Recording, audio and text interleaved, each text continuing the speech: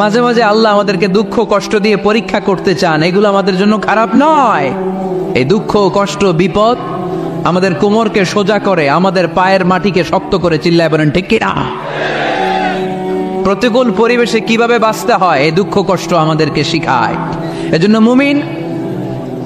মুমিন বান্দার বৈশিষ্ট্য হচ্ছে দুঃখ কষ্ট বেদনা জ্বালা এগুলোতে সে আপসেট হয় না, সে হাল ছেড়ে দেয় না, সে ভরসা রাখে একজনের উপর, চিল্লায় বলতে হবে তিনি কে?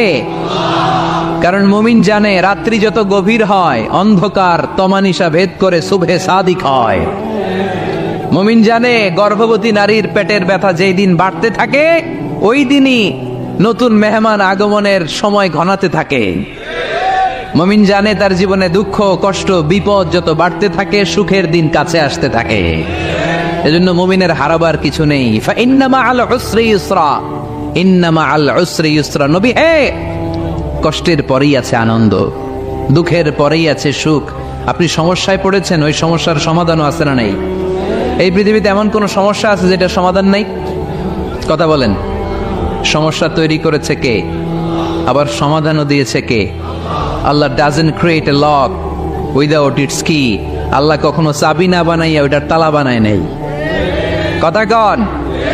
তালাও যেহেতু আছে ওই তালার চাবিও বানিয়েছে কে? মা আনজালাল্লাহু দান ইল্লা আনজালাল্লাহু লাহু শিফা। আল্লাহ দুনিয়ায় এমন কোন রোগ পাঠায় নাই যেই রোগের ঔষধ বানায় নাই, এমন কোন রোগ নাজিল করে নাই যেই রোগের কোন চিকিৎসা বানায় নাই, হয়তো সেটা আবিষ্কার হয় নাই। অনেকে ক্যান্সারের কথা বলতে পারেন যে হুজুর ক্যান্সার এমন রোগ, এই ক্যান্সার তার নাই কোনো অ্যান্সার, কিন্তু বিজ্ঞানীরা বলতেছে এটারও অ্যান্সার আবিষ্কৃত হচ্ছে। সুবহানাল্লাহ কইবেন না?